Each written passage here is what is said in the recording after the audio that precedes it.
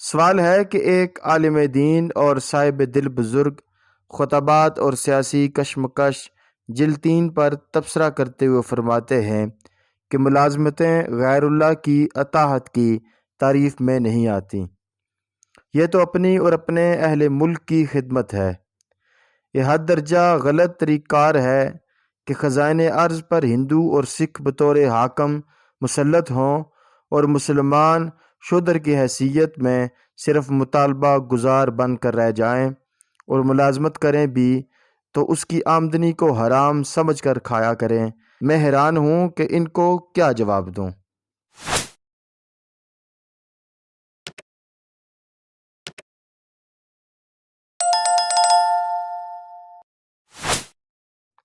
جواب ارشاد ہوا، جن صاحب کے اعتراض کا آپ نے ذکر کیا ہے،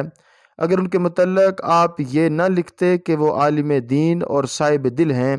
تو ان کے اعتراضات کو پڑھ کر میں اس کے بالکل برعکس رائے قائم کرنے پر مجبور ہوتا اور صبر کر لیتا،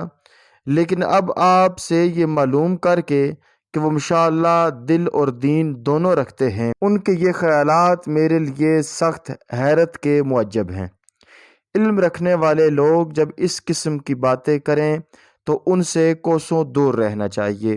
بہکے ہوئے جاہلوں کو سمجھایا جا سکتا ہے، مگر بہکے ہوئے عالموں کو سمجھانے کی کوشش فضول ہے۔